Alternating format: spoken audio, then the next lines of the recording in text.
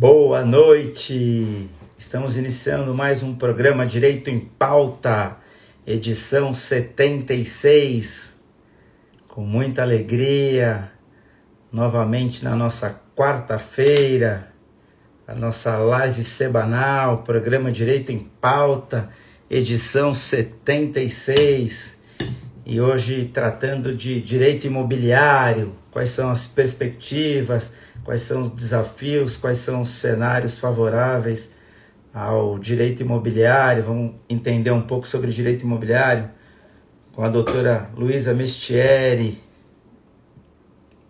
que já entrou aqui, já convido para participar ao vivo no nosso programa Direito em Pauta, nossa live semanal, edição 76, já 76 quarta-feiras que nos encontramos aqui pelo Instagram. Uma alegria, uma honra e uma felicidade estar com todos vocês aqui que assistem o programa e participam ao vivo, que assistem depois quando fica salvo no IGTV, que comentam e compartilham. É uma alegria imensa a gente receber os amigos e todos aqueles que passaram já pelo programa Direito em Pauta, edição número 76 hoje, com a doutora Luísa Santelli Mestieri Duckworth.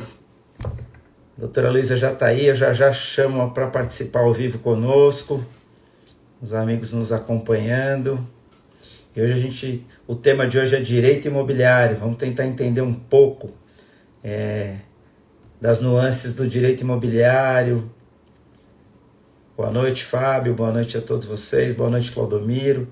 E já eu já peço aqui, já vou até mandar o convite para a doutora Luísa Mestieri, Luísa Santelli Mestieri Duckworth.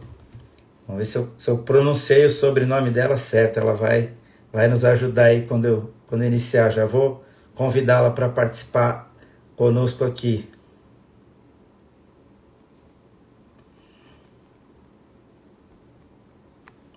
Já veio o convite, doutora Luísa, já lhe enviei o convite para participar aqui conosco do programa Direito em Pauta. Uma alegria, e hoje recebendo a fundadora e CEO da MD Direito Imobiliário, uso capião de bolso, direto com o locador e direito imobiliário online. Ela é fundadora e CEO. Também é membro da Comissão de Direito Imobiliário da OAB de Santos e da Comissão de Direito Registral e Notarial do IBRADIM, que é o Instituto Brasileiro de Direito Imobiliário.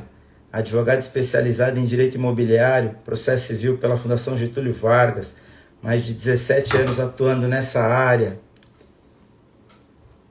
Tem formação também em administração de empresas pela FAAP, fez direito na Universidade Católica de Santos e é fundadora de projetos sociais do Nossa Ponte Digital e Vamos Espalhar Orquídeas. Grande Scavone. Doutora Luísa, já estou aqui lhe aguardando para participar, já lhe enviei o convite, recebeu o meu convite aí, estou por aqui já.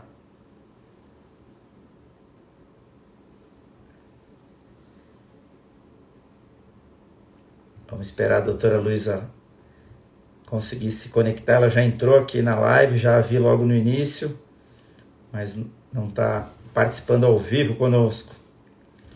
Mas vamos lá, vou tentar de novo.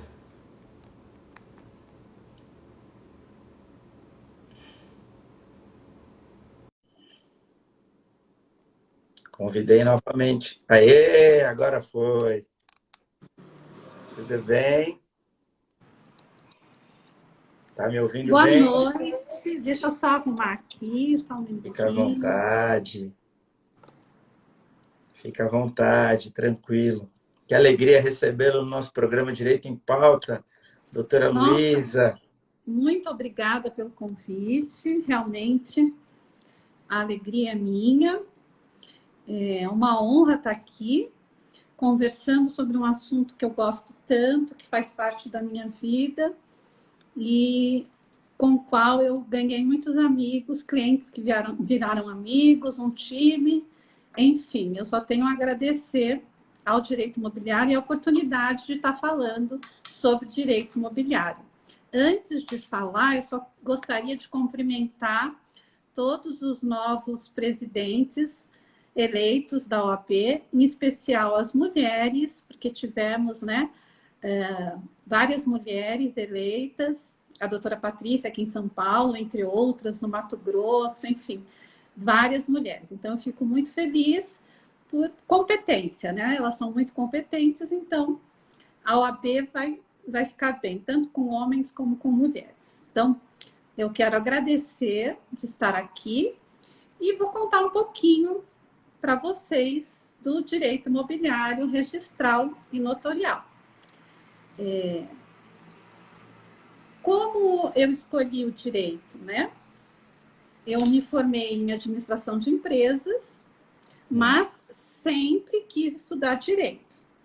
Então, sempre quis. Eu prestei a USP, eu passei na primeira fase, na segunda eu não passava. Aí prestei de novo, passava na primeira, na segunda eu não passava. Eu falei, não posso continuar assim. Aí fiz administração, trabalhava cheguei a ser compradora de moda do Mapping, antigo Mapping. Nossa, Mapping, adorava o Mapping. Do Mapping, mas sempre com vontade de fazer direito.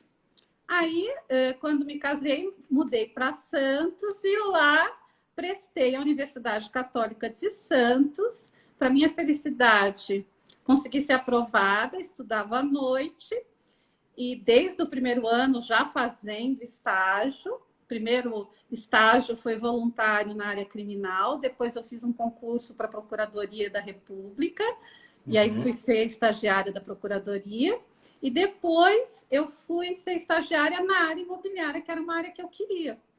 Entendi. Então, eu já comecei, né, sempre estagiando e estudando direito, e me encontrei, né? Que legal. Foi, assim, uma alegria muito grande. E eu sou daquelas que adoro visitar imóveis. Eu costumo dizer lá no escritório que a gente tem que ter uma visão orbital, né? Então, tudo lá, todos os clientes que chegam, por exemplo, a gente dá assessoria para empreendimentos, para empresa, dá assessoria para o particular, mas a gente tem que ter sempre aquela visão do todo, né? No direito imobiliário, porque muitas pessoas pensam que o direito imobiliário se resume a estudar a parte de direito imobiliário, registral e notarial. Ocorre que, na verdade, nós temos ligação com a área tributária, a área de família, a parte de empresas. Então, acaba sendo uma área muito rica, né? Você acaba tendo que ter essa visão orbital e realmente ter conhecimento. Legal. E me fala uma coisa, nos dias atuais, a gente pode dizer que direito imobiliário ainda é um ramo promissor? Então, só para o doutor ter uma ideia, na pandemia, o ano passado, só em financiamentos imobiliários, foram feitos 97 bilhões de reais. Então, veja bem, nós temos alienação fiduciária para o direito imobiliário, que a alienação fiduciária foi um marco. O que significa alienação fiduciária? É uma garantia onde você tem um credor e um devedor. Mas existe uma garantia, porque a lei não precisa ir para os trâmites judiciários, é tudo muito mais rápido. Isso fez o quê? Um boom no mercado imobiliário. Nós temos uma carência de moradias e de investimentos na área imobiliária muito grande.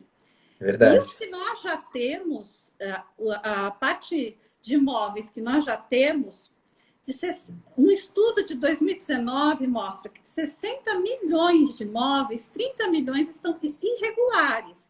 Então, 30 milhões. 30 milhões. Então, o advogado, ele vai trabalhar com regularização, ele vai trabalhar com... Ele pode dar assessoria, por exemplo, no escritório a gente tem, ele é dividido, o escritório com uma parte de litigioso e uma parte de assessoria mesmo, onde nós, preventiva, né?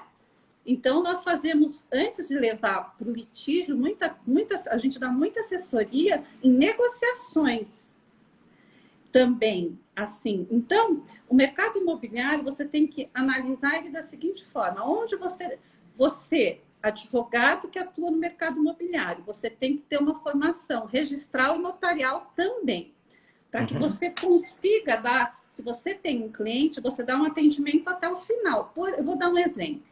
Nós temos um cliente que é uma construtora.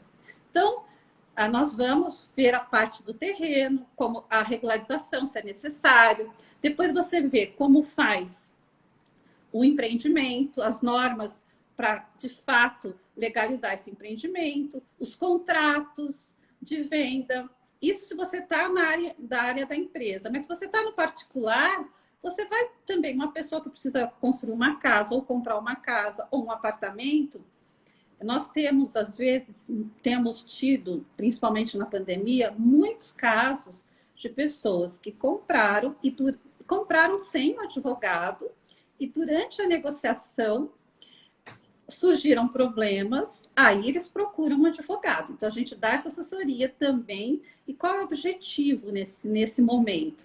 Nosso objetivo, quando a gente dá esse tipo de assessoria, é, de fato, regularizar, que as partes entrem em acordo para que a gente não precise, de repente, levar demandas que iriam ser extremamente desgastantes. Nós tivemos algumas na pandemia que envolviam a residência onde as pessoas viviam, né? Então, porque às vezes tem investidores, é diferente. O investidor, ele tem um perfil diferente. Ele fala, olha, se não resolver, vamos para o litígio e tudo bem. Mas uma pessoa que é aquela residência, acabou de comprar, investiu, e surge esse problema, muitas vezes, na documentação. A gente teve 2 casos que foram bem emblemáticos, porque foram relativos no momento em que estava a pandemia, que os escritórios estavam com o seu trabalho reduzido, em contrapartida. Isso é uma coisa que foi extremamente complicada para a gente. Os cartórios foram considerados atividades essenciais, e que, de fato, o são, né? Sim, Como sem a dúvida. construção civil também é, mas nós, advogados, tínhamos que dar uma assessoria para os clientes e a nossa atividade não estava sendo vista como essencial. Então, houve aí uma certa dificuldade, mas nós conseguimos continuar com todo o trabalho. Trabalhamos nessa pandemia bastante, até porque a nossa área de direito imobiliário, na pandemia, a construção civil foi considerada atividade essencial, os cartórios também. Então, nós conseguimos, agindo de forma digital, né, com reuniões como essa que nós estamos fazendo, houve um salto muito grande na visão, eu acredito, do advogado da área imobiliária, mas não só na visão do advogado da área imobiliária, porque os cartórios também adiantaram situações que talvez acontecessem daqui 10 anos num período muito curto. Mas, como existia já todo um estudo e uma realidade de reuniões, de documentação, da validação de documentações na forma digital, então, no final, deu tudo certo, foi muito bom e as atividades bateram-se recordes de venda, muitas unidades foram regularizadas. Nesse período, a gente lançou também, porque eu uso o Capião, depois é que eu vou conversar sobre isso, mas é que eu me animo. A gente lançou alguns produtos, inclusive devido à pandemia, que foi o Capião de bolso, o direto com locador e o direito imobiliário online. Por que nós fizemos isso? Para que facilitasse aquele que já conhecia o nosso trabalho e que não conhecia, para que agilizasse a regularização. Então, a gente criou canais de forma a pessoa não precisar vir no escritório, mas se precisar também, nós temos todos aqueles procedimentos. Então, foi uma adaptação. Eu falo lá no escritório, eu penso que nós, advogados, somos como a água. Nós temos um lugar para chegar. Se não é possível ir na linha reta, a gente vai É fazendo verdade. os caminhos. Então, na verdade, a gente tem trabalhado bem na área imobiliária, é uma área que eu acho que tem muito para crescer, é uma área que tem. Quando você fala na área imobiliária, por exemplo, em vendas, você teve 95 bilhões, mas em regularização de imóveis, se você tem 30 milhões de imóveis para se regularizar, esses imóveis, o direito, ele também trabalha, o direito imobiliário, ele trabalha com valores altos, né? Com valores, ele começa muitas vezes em valores que as pessoas falam que são considerados relativamente altos. E como é uma área que tem muita. Se você olhar ao seu redor, você está num imóvel. Se você olhar à janela, você vai ver diversos imóveis. Então, o advogado imobiliário, ele tem que saber que ele vai atuar na área de locações, na área de empreendimentos, na Uhum. área de rescisão contratual, na área de assessoria de compra e venda, na área de regularização de propriedade, na área tributária, porque a gente tem a gente tem, às vezes, os tributos, por exemplo, de uma carta de adjudicação, que a gente faz muito, que é uma forma de regularizar. Aqui em São Paulo, o ITBI é cobrado de forma errônea, é cobrado a maior contra a norma legal. Então, a gente tem que entrar com mandado de segurança. Então, tem várias.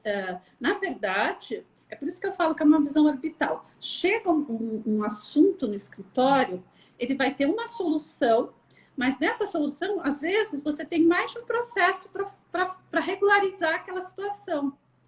Então, Entendi. você não pode ter só aquela visão, não, eu vou regularizar o imóvel. É muito mais, porque para você regularizar, de repente, você vai ter que resolver uma questão tributária, ou você vai ter que resolver uma questão de direito de Opa, família. voltou. Então, é bem. O direito imobiliário, registral e notarial, eles se interagem e eles também dependem de outras áreas do direito. Então, o escritório acaba, a gente só atua nessa área, mas acaba tendo que fazer, às vezes, algumas, saindo um pouco da área de direito imobiliário para poder fazer o trabalho de direito imobiliário. Entendi. Deixa eu lhe perguntar uma coisa, aproveitando um gancho aqui. Existem 30 milhões de imóveis sem escritura e necessitam de regularização. Isso é até um dado do INAMS, né? E assim, quais os motivos para um número tão grande de imóveis irregulares e qual é o caminho para regularizar normalmente? É óbvio que a gente não tem um caminho único, cada caso é um caso. Mas por que a gente tem um número tão elevado de imóveis irregulares? Em razão das ocupações, assim, a gente consegue detectar por que a gente tem tanto imóvel irregular? São 30 milhões de imóveis irregulares. Excelente pergunta. Então, vamos lá. Primeiro, nós regularizamos muitos imóveis, tem vários casos no escritório com imóveis que estão irregulares há mais de 40 anos, 50 anos. Por quê? Nesses casos, existe uma explicação. A gente procurou, eu vou explicar basicamente o que acontece. Nesses casos muito antigos, nós procuramos estudar e verificamos o seguinte: as pessoas compravam imóveis em lugares regularizados, empreendimentos regulares. Eu estou dizendo regularização de imóveis, empreendimentos regulares, depois eu vou falar de regularização e empreendimento totalmente regulares, porque os motivos são diferentes. Perfeito. Esses antigos, quando ainda existia transcrição, sequer existia matrícula, eu falava assim, transcrição, a matrícula é uma certidão de nascimento do imóvel. Quando o imóvel se regulariza, ele nasce numa matrícula. Antigamente se chamava transcrição. Pois bem, essas pessoas com quem nós conversamos, porque nós atendemos várias pessoas que regularizam imóveis depois de 45 anos, de 40 a 50 anos de estar na mesma família o imóvel. Muitos diziam o seguinte: olha, doutora, era tão caro na época para regularizar, eles compraram, mas era tão caro e eles tinham tanta confiança que eles deixavam o imóvel assim. Hoje em dia, dificilmente um empreendimento regular, um prédio, por exemplo, um edifício que você vai comprar com alienação fiduciária, você vai pagar à vista, você já faz toda a regularização ali na hora, se o empreendimento está regular.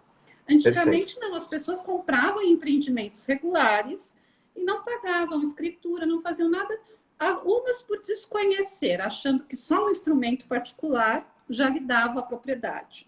Outras, porque realmente, apesar de saber que teriam que fazer uma escritura e depois registrar na matrícula do imóvel, não faziam isso porque não queriam gastar dinheiro. Porque a percentagem do valor dos serviços de cartório naquela época representava muito mais no preço do imóvel do que representa hoje. Então, muitas famílias, pelo menos as que a gente atende, deixaram de fazer por conta dos valores. Mas Entendi. depois verificaram, e também existe a credibilidade, né? Hoje as pessoas compram um imóvel regular, elas já regularizam, até porque se não regularizarem, não faz a escritura, né? Não faz alienação fiduciária, não consegue financiamento do banco.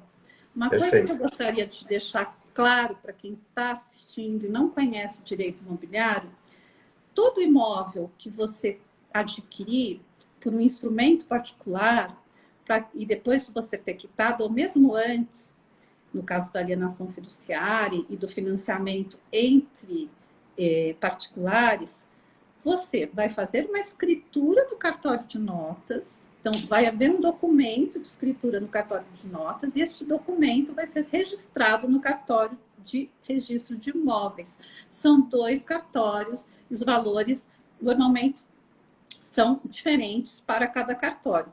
E o que é importante a gente dizer é que é o seguinte: o cartório ele tem fé pública. Então, a força da escritura pública é diferente da força do instrumento particular. O instrumento particular não tem fé pública. A escritura tem. E é interessante dizer que muita gente não sabe ainda que no direito brasileiro a propriedade só vai nascer quando você pegar aquela escritura. Se você tem só a escritura, você não tem a propriedade. Você tem que pegar a escritura, registrar na matrícula do imóvel. Aí você vai pagar o imposto de transmissão, que é o ITBI. E aí é que vai ocorrer a transmissão da propriedade. Até então, mesmo que você tenha uma escritura no cartório de notas, você não tem a propriedade.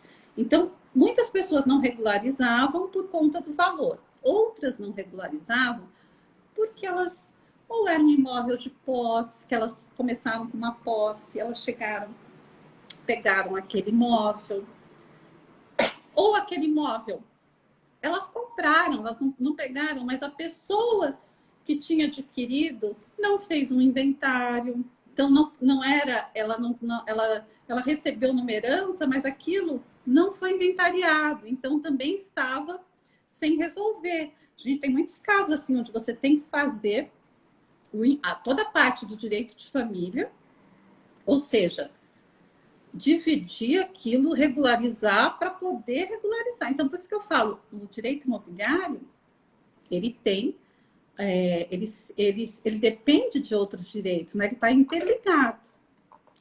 Perfeito. É importante, eu acho que ficar bastante claro essa questão do registro, né? Isso é muito importante.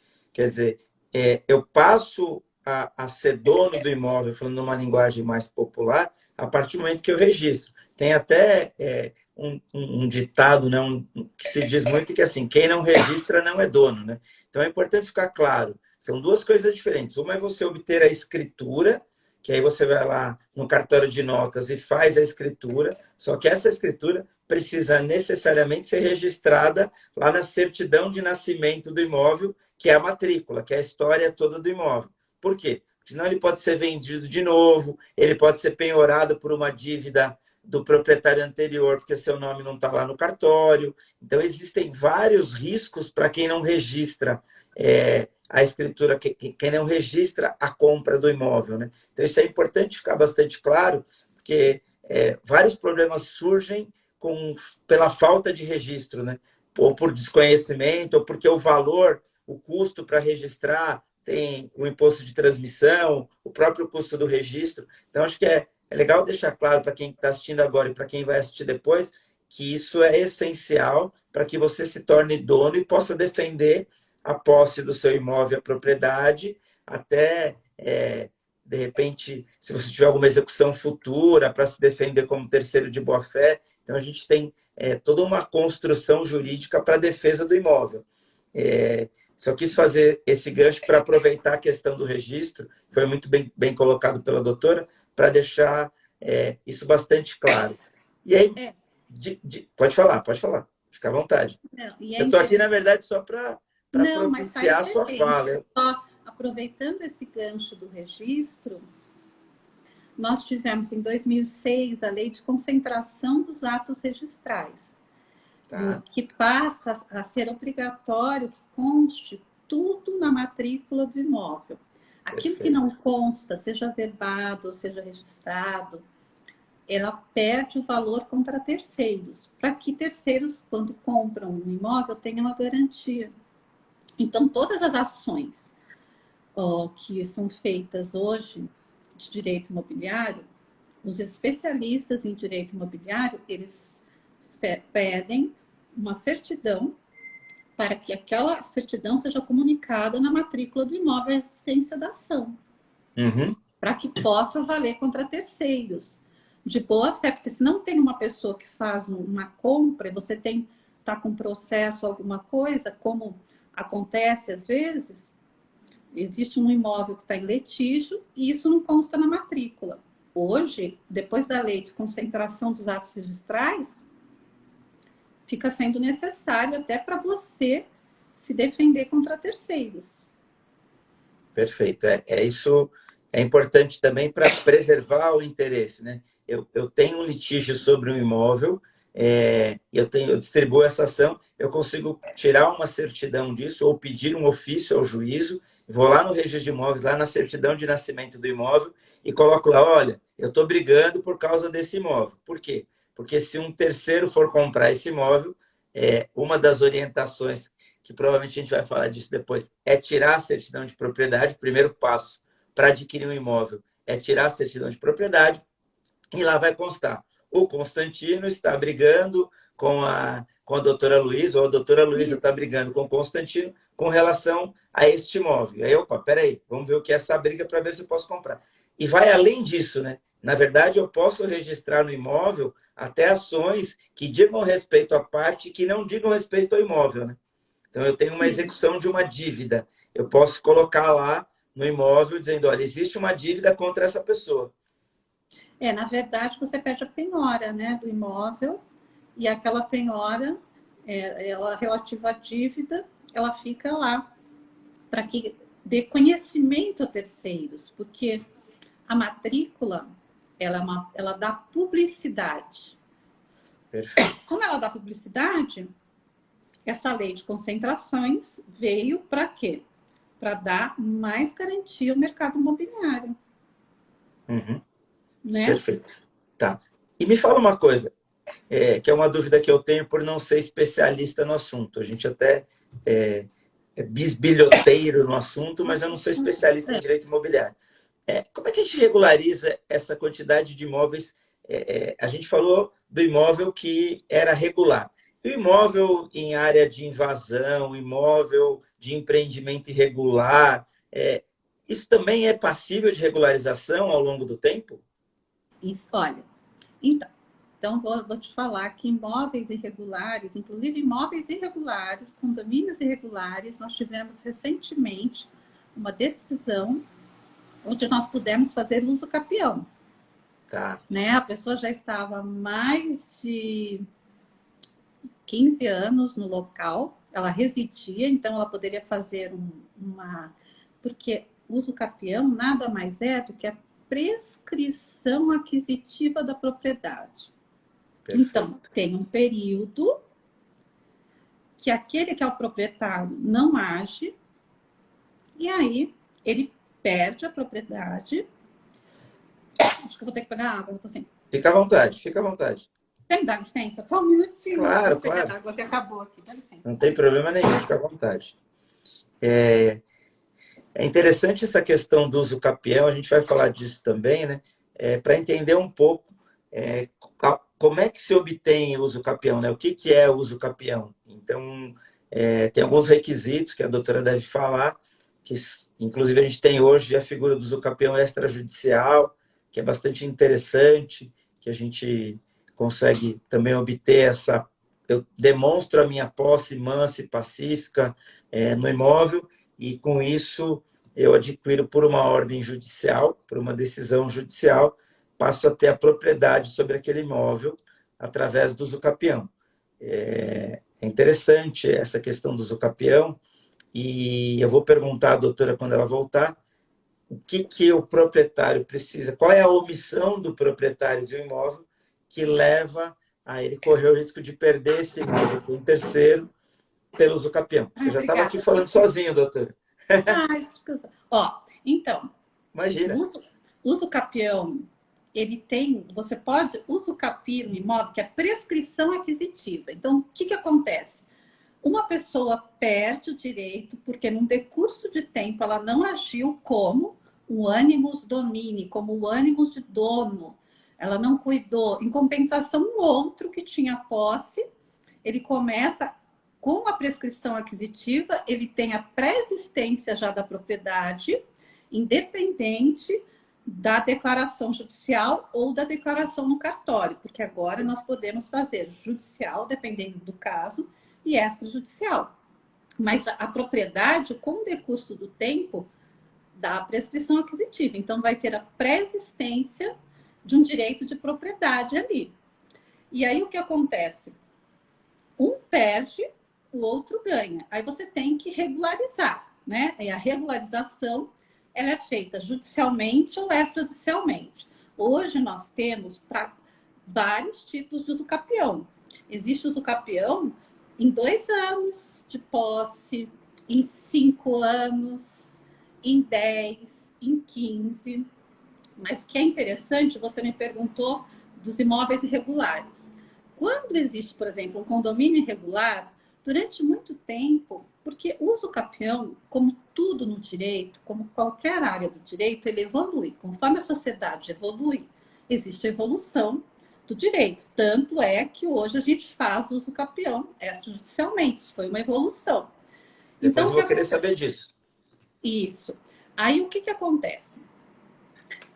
Na verdade, o usucapião hoje, ele já está tão regulado, que muitas vezes você consegue, por exemplo, a gente já fez isso no escritório e é uma coisa normal, um imóvel foi a leilão, tá? Eu vou dar um exemplo. O imóvel foi a leilão, só que aquele imóvel já nem era mais daquela pessoa, porque já tinha transcorrido, o outro já estava vivendo como dono, com ânimos de dono, né? Porque cada usucapião exige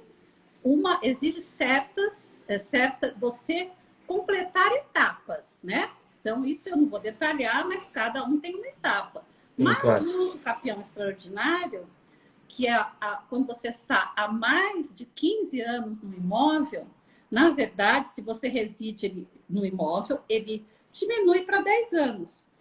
E então, a única coisa que você precisa comprovar é o ânimo de dono, que você estava ali como dono. Então, muitas vezes vai no imóvel a leilão, que uma família, por dívidas, deixou até abandonado aquele imóvel, né? Uma coisa comum.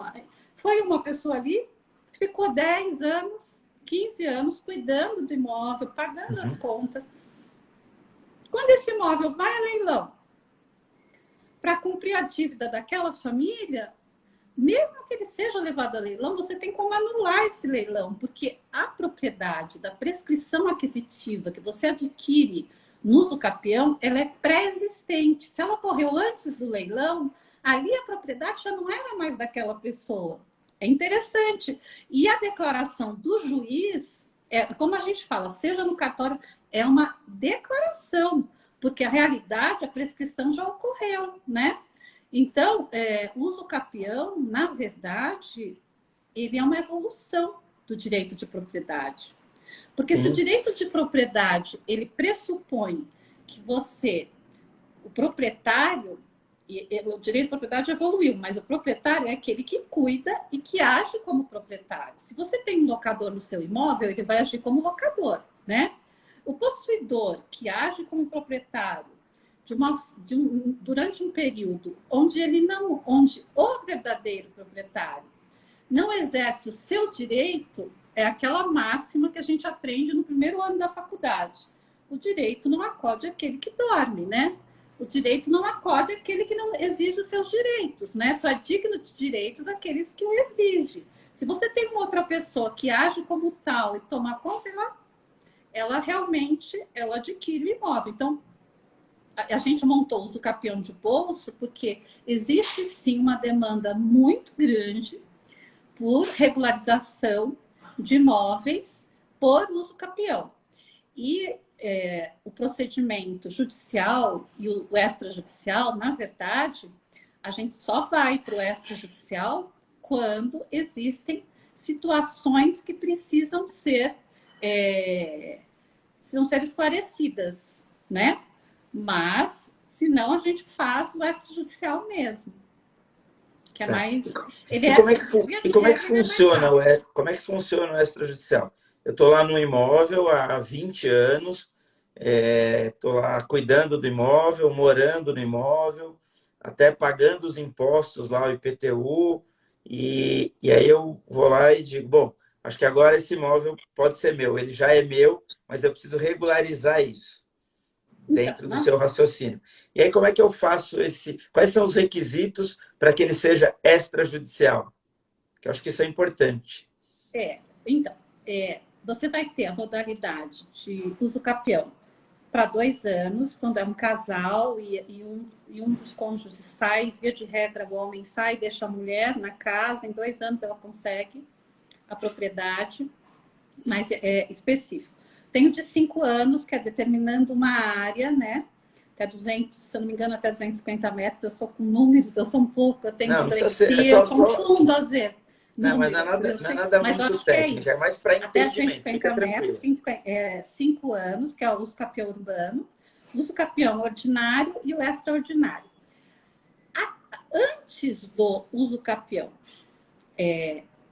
extraordinário, os demais vão sempre precisar de um instrumento quitado, comprovando que você quitou. E você aproveita a posse. O usucapião tem aquilo. Se você comprou de um posseiro, de uma pessoa que tinha posse, vendeu para outra que tinha posse, então essas posses vão se somar, porque o direito imobiliário ele tem uma característica, o princípio da continuidade, que pode ser registral, o princípio da continuidade das posses.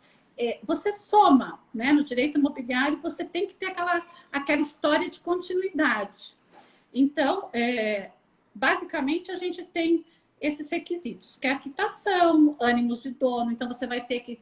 Tem uma lista de documentos ali que a gente exige, dentre os quais, os mais simples, vai ter que ter uma pesquisa para verificar se para aquele imóvel não existe nenhuma ação de reintegração de posse, né? Ou de reivindicatória. Então, você tem aquela certidão, que você faz uma pesquisa, que é uma certidão, inclusive, que você faz no próprio TJ, mas, basicamente, a pessoa vai ter que ter comprovante de que ela estava naquela posse. Então, ela vai ter que ter contas, impostos pagos, um contrato. Se ela for morar no lugar há 10 anos e for o único imóvel dela, e ela não precisa ser único, mas ela morar há 10 anos, se é a casa dela, aí ela não precisa comprovar a quitação, porque ela entra no extraordinário, porque o extraordinário, quando você reside, diminui para 10 anos, mas via de regra você tem que comprovar a quitação. Mas aí o que você vai fazer? Por exemplo, se for num prédio, a gente regulariza muitos prédios para o usucapião. Como a gente faz o extrajudicial, a gente já prepara tudo para fazer uma ata notarial. Então, a gente já leva, quando vai no cartório de notas, já leva todos... Tem um manual que o escritório fez, né? De todos os documentos que são necessários. E aí, a gente já leva toda a documentação pronta. Vamos supor que está é um apartamento. Então, o que a gente faz? A gente já entra em contato até com o síndico, já pega uma declaração do síndico, dizendo que a pessoa está lá. Então, assim, a gente já leva toda a documentação pronta. Mas, basicamente, essas documentações têm que fazer o quê? Comprovar que a pessoa que estava ali, ela tinha aquele ânimo, sentimento de dono, agia como proprietário e era conhecido como os demais por proprietário, porque você está no imóvel, quando você, num apartamento, ninguém sabe se você tem a propriedade ou não. Mas como a pessoa se comporta, indica se ela tem a propriedade ou não. Por exemplo, se você tem pessoas que estão alugando um apartamento, essa pessoa, ela mesmo, ela vai se posicionar e se comportar como um locador, né? Porque se tem algum problema de vazamento do vizinho, o vizinho de cima liga, ela fala, não, isso daí eu vou resolver com o proprietário. Ou seja, ela não tem uma postura de que eu resolvo, né? Entendi. Então, o possuidor, ele já tem uma outra postura. E essa postura do possuidor, que é uma postura de proprietário, na verdade, ele já tem uma propriedade pré-existente. Então, ele é de fato proprietário, ele só não é proprietário de direito. Por isso que tem que fazer a regularização. Tá claro. Tá. E dá para ter uso capião de imóvel comercial? Olha, então, na verdade, qualquer imóvel que você haja como dono daquele imóvel, se eu me comporto como dona, porque o que a gente faz no escritório? Existem casos particulares, mas antes de responder essa pergunta, eu queria falar daquela de invasão que você falou. Boa. Imóveis públicos. Senão vai ficar para trás. Obrigado. Normalmente, imóveis públicos, eles não podem sofrer uso capião. Mas existe uma decisão recente onde o ministro, agora eu não sei se foi o ministro Salomão, eu até não guardei o nome, mas ele decidiu o seguinte, que como houve um descaso, há muito tempo aquelas pessoas estavam lá, e existe o princípio social da propriedade, eles abriram essa possibilidade. Então, ali houve essa possibilidade. É um caso único que nós tivemos recentemente. E nós temos uma outra questão. Como eu digo, o direito evolui. Então, provavelmente, isso já mexeu, já ligou as antenas de todo mundo que trabalha nessa área. Até porque essa questão da função social da propriedade, ela é bastante complexa, né? É bastante complexa. Nós tem umas teorias em direito imobiliário extremamente interessantes, que inclusive um dos ministros do STJ foi indicado ao Prêmio Nobel porque ele aplicou essa teoria da social mesmo, que a gente usa às vezes nos nossos processos. É uma teoria também nova, que existe pouca doutrina a respeito, e ele utilizou. E ele foi indicado para o Prêmio Nobel, ele não ganhou, mas também é um indicativo de que realmente a propriedade ela tem essa função social. E nós temos uma questão hoje, que é o uso capião de domínio útil. Por que domínio útil? Porque são terrenos de marinha. E terrenos de marinha, que você paga laudêmio, existem ainda muitos ainda no Brasil, via de regra não poderia se fazer o uso capião. Nós temos conseguido uso capião, porque aí você fala, é uso capião de domínio útil, não é uso capião domínio pleno, né? Porque o terreno de marinha, nem quem tem a propriedade, tem a propriedade plena ali, né? Você não tem. Porque aquela questão de guerra, todo um histórico, né? Mas existe no Brasil ainda, tá? Então tem essa questão que tanto... então, até que não poderia, né? Uso capião de um terreno de um imóvel de frente para o mar, onde é terreno de marinha, onde você paga laudêmio, via de regra não pode. Né? Você não consegue fazer uso capião. Mas aí você tem o quê? Pessoas que têm a propriedade ali. Você concorda? Tem gente que tem a propriedade registrada na matrícula do imóvel. A gente tem vários casos assim no escritório. Existem divergências de decisões. Então, é uma coisa que vai ter que ser realmente pacificada, porque muitas pessoas, com os mesmos argumentos, a gente consegue o uso capião, e em alguns casos não. Aí, quando você não consegue, como eu brinco lá no escritório, a gente tem que arranjar um outro caminho. Nosso cliente tem que ter a propriedade. Aí a gente faz, quando é possível, uma adjudicação inversa. Porque a adjudicação... Essa é boa, hein? É uma coisa nova que a gente tem feito no escritório. A adjudicação inversa. Que na verdade, é quando o vendedor... vendedor, porque veja bem, se você vende um imóvel que está há muito tempo com alguém e você depois é importunado por conta de condomínio, que às vezes a pessoa não paga, às vezes aparece seu nome lá numa ação de cobrança, de execução, ou seja, isso tudo incomoda a pessoa. Claro. Porque, via de regra, a adjudicação compulsória, quem faz é o comprador. O que nós estamos fazendo, como uma novidade, é a adjudicação inversa. Quando o vendedor, já que o comprador não conseguiu uso capião de domínio útil, normalmente nesses imóveis, e como para fazer a adjudicação compulsória do modo tradicional, a adjudicação ela exige, muitos juízes exigem a prova da quitação. E às vezes um imóvel comprado há mais de 40 anos, você não tem a quitação, mas já decorreu aqueles 10 anos para se cobrar qualquer coisa. Mesmo assim, ainda eles falam, não, eu preciso de uma quitação. Nem sempre a gente consegue essa quitação. Quando a gente não consegue, então é aí que a gente está entrando com a adjudicação inversa. Ou seja, quem vendeu está falando, olha, é para ele. Entendeu? Os herdeiros, eu não preciso dessa quitação.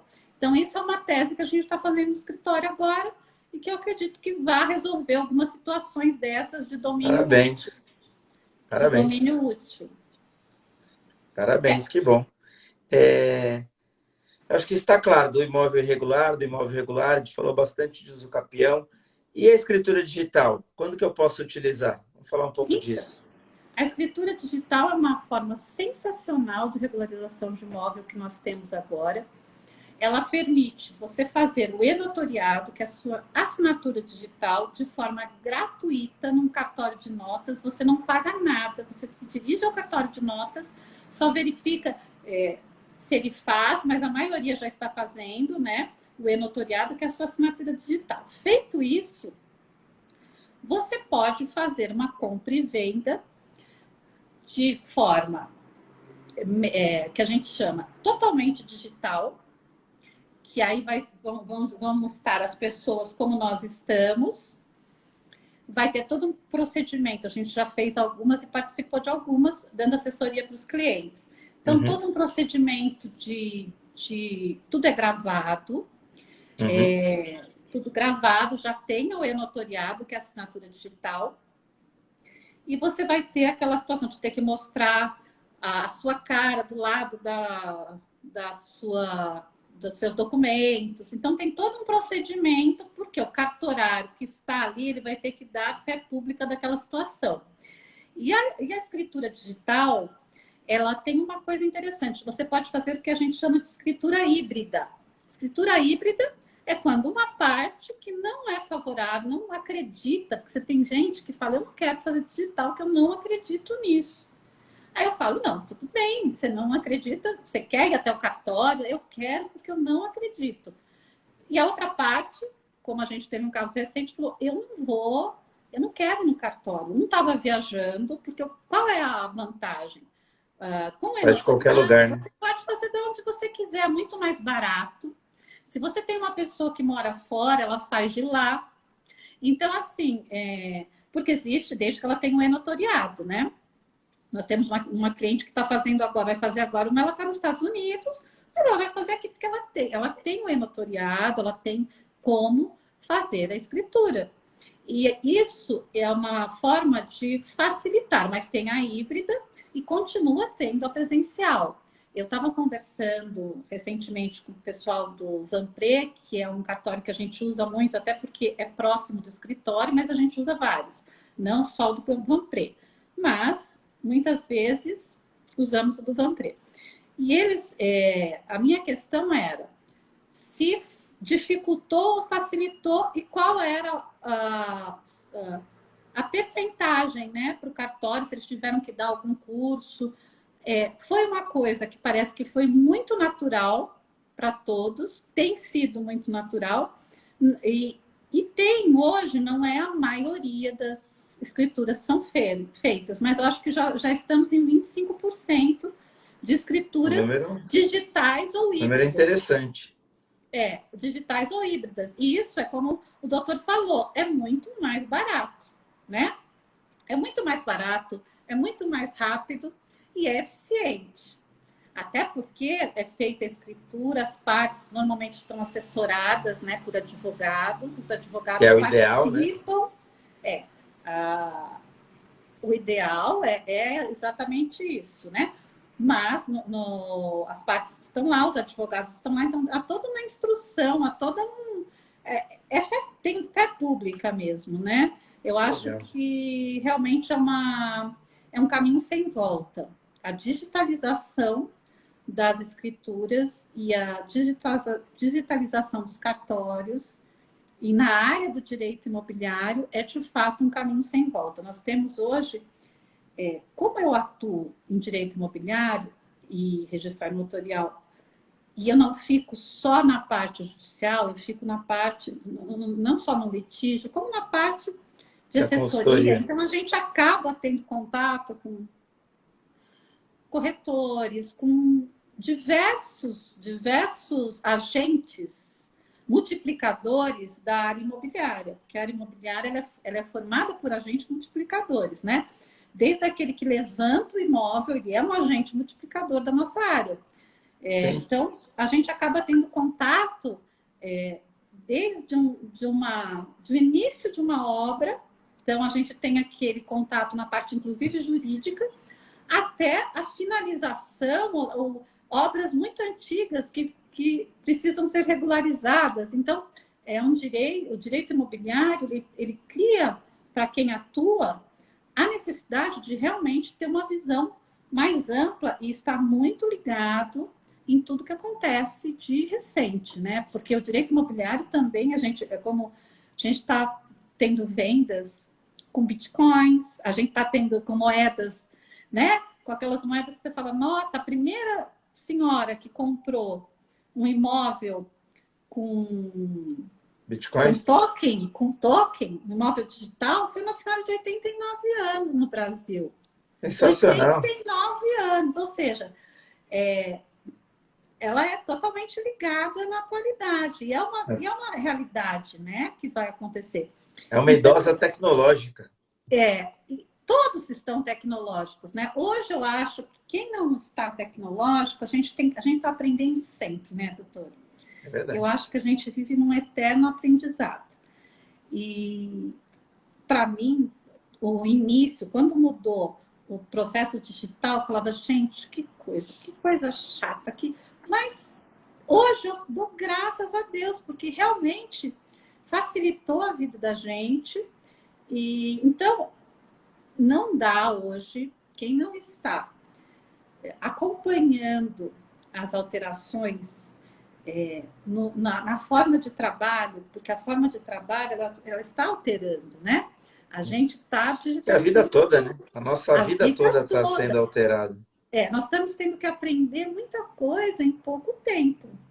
É verdade. Então, ou a gente aprende, e aprender, eu acho que a gente já nasceu para aprender todos os dias, né? A gente aprende, eu estou aprendendo aqui nessa conversa, a gente está aprendendo. E quando você aprende, o seu mundo fica maior.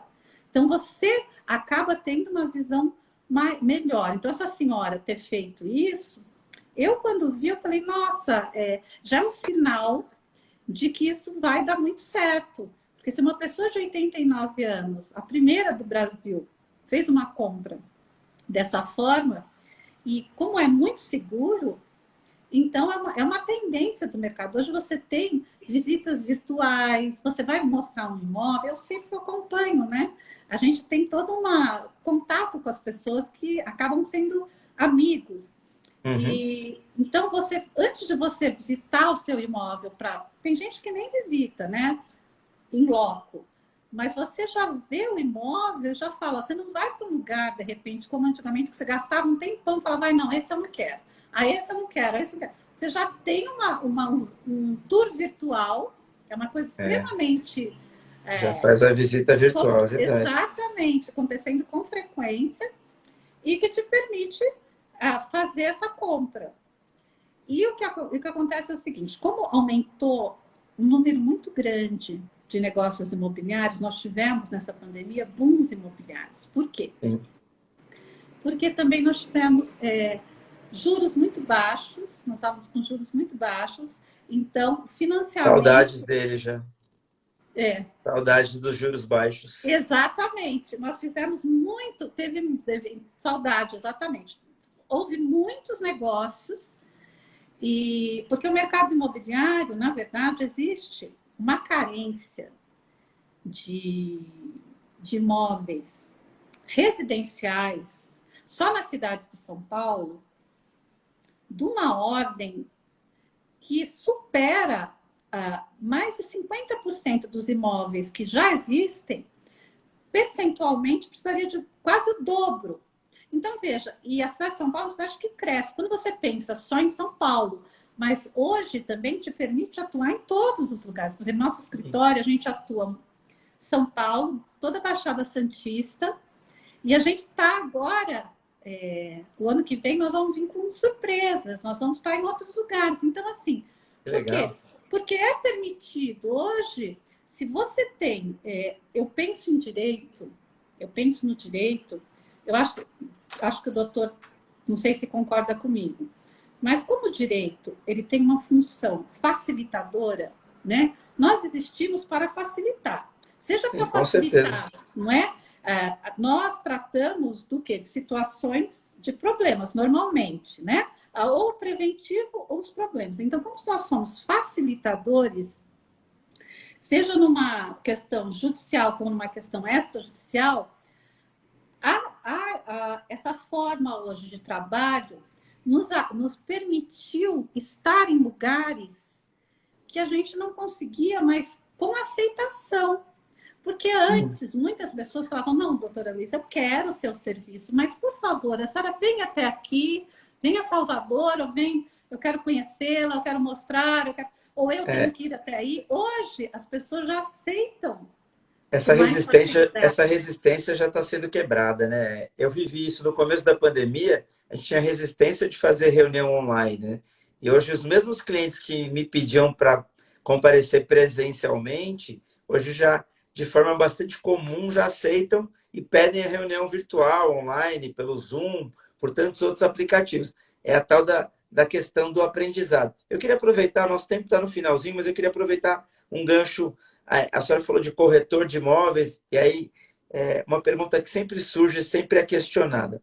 Quando a gente compra imóvel na planta, e aí é cobrado do comprador aquela parte de comissão, comissionamento, é cobrado do comprador. Isso é legal? Então, e houve muita discussão sobre isso, porque quando o imóvel não é na planta, quem paga a corretagem é o É o vendedor. vendedor.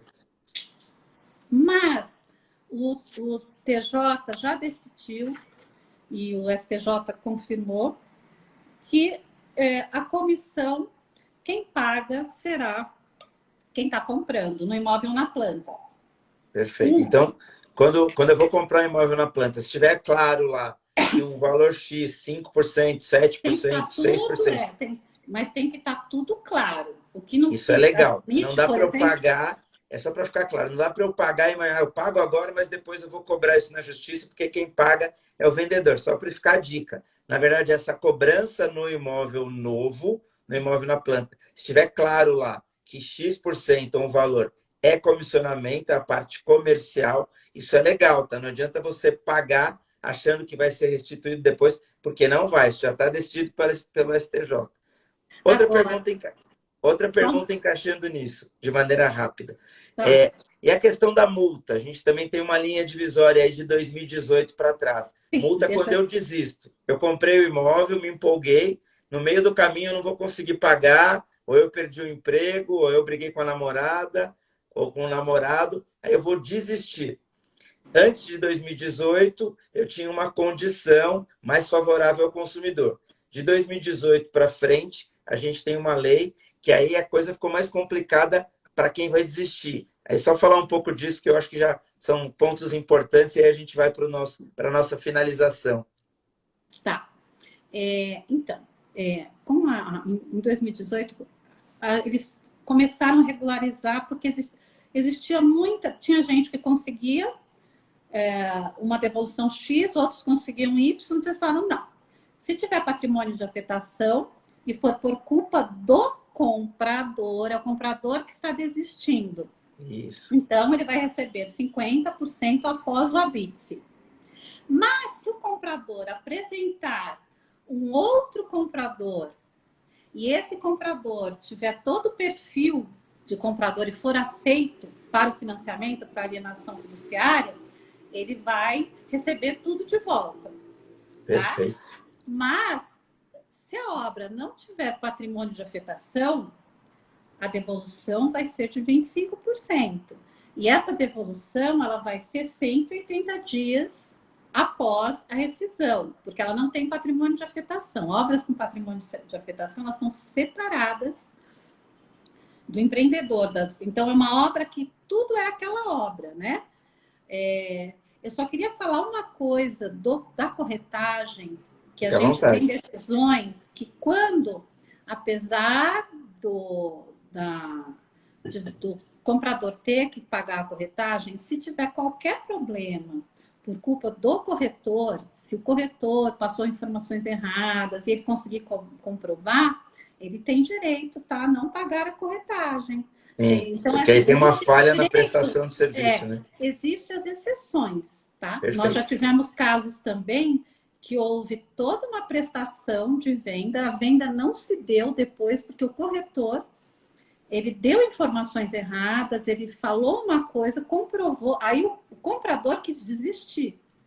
O comprador desistiu, não precisou pagar a corretagem. Ele teve tudo devolvido.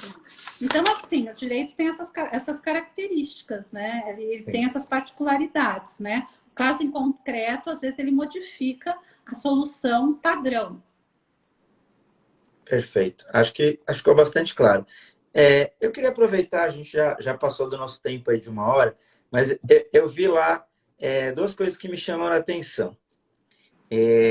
A senhora foi fundadora da Nossa Ponte Digital e Vamos Espalhar Orquídeas. Me fala um pouco disso para a gente finalizar. Tá, o seguinte, em 2020, são projetos sociais, mas me fala o que é a Nossa Ponte Digital. Em 2020, eu fiz... tinha acho que 45 mil pessoas, escolheram 700 pessoas, Renova BR, cidades, 2020 eu fiz. E o trabalho, e no Renova BR, a gente tem aulas com professores dos mais diversas instituições e realmente eu me preocupo muito com essa área habitacional. É uma área que eu quero em algum momento, eu já faço algum trabalho voluntário nisso e quero me aprofundar. E no Renova BR existia o trabalho de TCC. Eu tinha que apresentar um trabalho de TCC para me formar.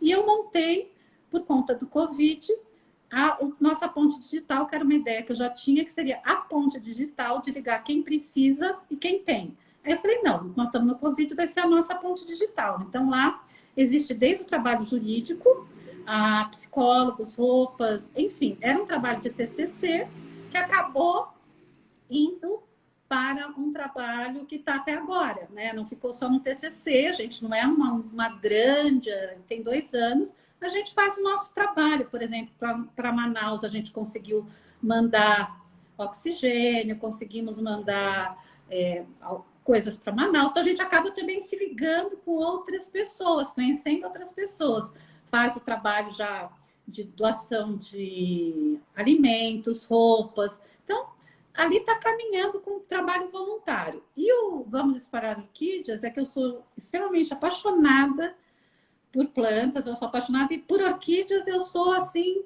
eu aqui na minha casa eu tenho orquídeas, eu estou fazendo um orquidário, enfim. E todo lugar que eu vou, sempre me dava muita pena quando eu via as pessoas que às vezes jogavam no lixo. E eu acho que a orquídea, além dela ser uma planta bonita, ela é uma planta que ela dá, às vezes, 2, 3 vezes por ano.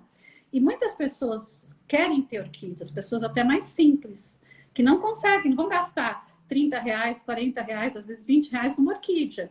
Então, a ideia do Vamos para a Orquídea era para doar para quem gosta, a gente cuida, doa, e para colocar também, enfeitar os lugares. Então, assim, também nesse projeto a gente tem ajudando biólogas, assim, você acaba achando pessoas que realmente acreditam, né? Acreditam nessa... eu acho o seguinte, doutor Constantino, nós não estamos aqui por nada, por acaso, e também nós não somos privilegiados, eu me sinto muito privilegiada, e eu acho que não é por acaso, a pessoa tem que fazer alguma coisa, né? Com Então, certeza. eu acredito nisso, eu acredito em... se você puder ajudar, ajude. Se for para atrapalhar, não faça nada. Perfeito. Eu Me, penso fa assim. Me fala uma coisa. Quem quiser participar dos seus projetos sociais, tem alguma forma de participar? Eles são abertos para participação? Porque a Irene, que é uma querida, está perguntando, está dizendo, quero doar. Quem quiser participar, tem um site, tem um Nós Instagram, temos. entre em contato Então, pelo seu Instagram. Então, nós temos Instagram, nós temos e-mail, estão vindo 2 sites agora, um do Nossa Ponte Digital e um do Vamos Espalhar Orquídeas. Eles devem estar, acho que antes de terminar esse ano, já vamos estar com os sites montados. A gente tem um espaço físico também que foi Legal. doado, né? Eu quero dizer que inclusive, é próximo ao meu escritório, então é uma coisa que é muito boa para mim. A pessoa, né, fez a doação para a gente ter um espaço. Nós estamos montando agora lá no nossa ponte digital, porque a gente tem muitas doações e isso a gente já encaminha. E começamos a receber também algumas peças de pessoas de grifes, né? Assim, peças que a gente então está montando um brechó de peças de grife lá no nossa ponte digital, num dos espaços, porque todo o valor também arrecadado vai para ajudar essas pessoas, né? Porque nós temos os voluntários, tudo que é feito é tudo na transparência, então tudo que entra é comprovado, a gente né, faz a prestação de contas. É assim, para Legal. ajudar, entra lá no nossa ponte digital ou no Vamos Espalhar Orquídeas, qual a pessoa mais se identificar. No momento, lá mesmo já tem o e-mail, né? O nossa ponte digital, se eu não me engano, é www.anossapontedigital.com.br e o Vamos Espalhar Orquídeas, se eu não me engano, vamosespalharorquídeas.com.br também. Tá. E vai E ter aí a gente tem sites os 2 Instagrams, é isso? e O tem os Instagram é Nossa Instagrams. Ponte Digital Isso, e o tem os Instagram Instagrams. Vamos Espalhar Orquídeas. Então, entre pelo Instagram E aí vê e o aí nosso vocês conseguem trabalho. achar lá tudo que precisa. Que legal. Tá. Bom, vamos lá. Chegamos ao final. Queria lhe agradecer imensamente pelo privilégio de ter participado do programa Direito em Pauta, nossa edição número 76. Queria lhe pedir uma mensagem final aí, que não precisa estar ligada ao direito, uma mensagem para ficar registrada, para celebrar esse nosso momento de privilegiados. A gente é privilegiado. Eu, por exemplo, estou no ar-condicionado, não estou passando calor, estou ficando sem voz de novo. Fiquei sem voz no final de semana. Fiquei sem voz na quinta-feira, na eleição da OAB. Fiquei sem voz no sábado, porque meu time foi tricampeão da Libertadores. O meu também. Que bom. Pelo jeito eu liguei o ar em cima de mim aqui, que eu estava com calor, e minha voz está sumindo pela 3ª vez em uma semana. Deve ser pelo título. Aproveitando, eu queria desejar o programa de hoje, eu sempre dedico, e hoje vai para o título da Libertadores, pelo 3º título do meu querido Palmeiras. Então, o programa vai em homenagem aos nossos guerreiros que ganharam do Flamengo de maneira brilhante. Eu lhe devolvo a palavra, já deixo meu abraço para todo mundo. Se cuidem. Semana que vem tem mais. Semana que vem a gente fala com o Dr. Marlon Reis, que é o idealizador do Ficha Limpa. E vai ser bastante interessante na quarta-feira que vem. Minha gratidão eterna. Fica com a palavra para passar sua mensagem final para quem está nos acompanhando. Um beijo para a Thaís, que está nos acompanhando direto da Nova Zelândia. Estou com saudade, volta logo. E um abraço bem carinhoso em todos que nos acompanharam em mais um programa Direito em Pauta. A palavra é sua, doutora Luísa. Obrigado por ter aceito o convite, por ter feito um programa tão esclarecedor. Parabéns. Eu quero agradecer a oportunidade, doutor Constantino, de estar aqui. O senhor, como sempre, com perguntas importantes, querendo passar conhecimento. Conhecimento muda vidas para melhor. Nosso mundo é do tamanho do nosso conhecimento. Agradeço a todos. Eu sou uma pessoa que aprendo sempre, graças a Deus. E se eu tivesse que deixar qualquer mensagem para todo mundo, eu deixaria a seguinte mensagem: vamos julgar menos os outros, aceitar mais opiniões diferentes, porque elas são engrandecedoras. Todo mundo que pensa diferente de mim, eu vou aprender com essa pessoa. Então, acho que a gente tem que saber respeitar as diferenças. E nós estamos vivendo um momento, muitas vezes, que nós destratamos o outro e julgamos porque pensam diferente da gente. Então, se eu tivesse que deixar uma mensagem, que é o que eu sinto mesmo hoje e que eu rezo sempre, é para que as pessoas entendam que cada um tem a sua liberdade para pensar como quer e agir como quer. E que a gente cuide da nossa vida e deixe o outro pensar, porque pensamentos diferentes é o que fazem a vida crescer e progredir. A gente só progride se cada um tiver o direito de pensar, né? De uma forma mesmo que seja diferente. Ninguém é dono da verdade. Eu penso assim. Então, agradeço muito, muito obrigada de coração.